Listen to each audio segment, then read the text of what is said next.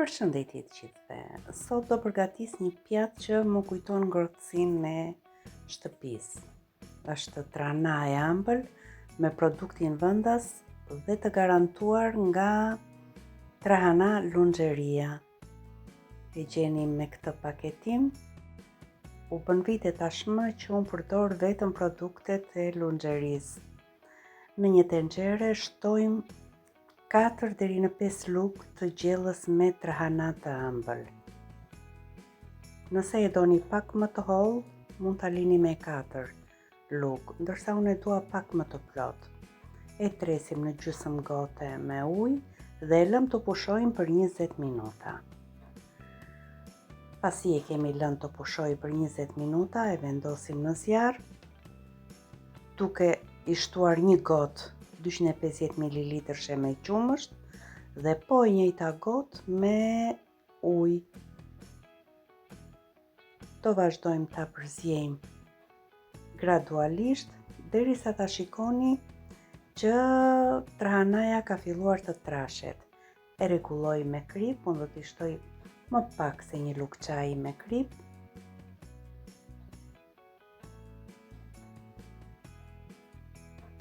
Vazhdojmë ta përzjejmë. Duhet patjetër ta përzjejmë gjatë gjithë kohës që mos na kokrizohet. Filloi trahanaja të trashet.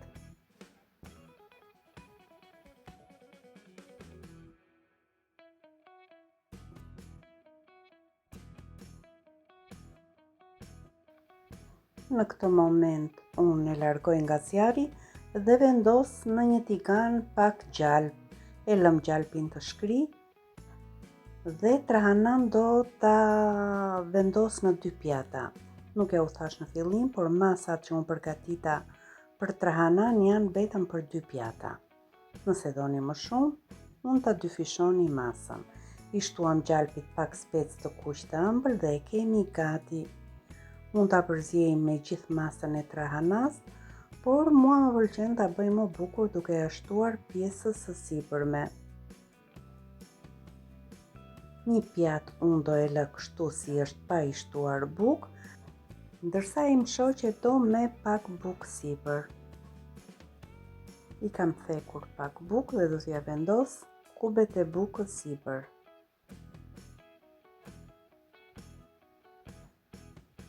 Dhe ku ka më shëndetshëm se kaq? Është një pjatë e ngrohtë që kërkon vetëm 12 minuta punë. Provojeni këtë recetë me trahanan e ëmbël të lunxherisë.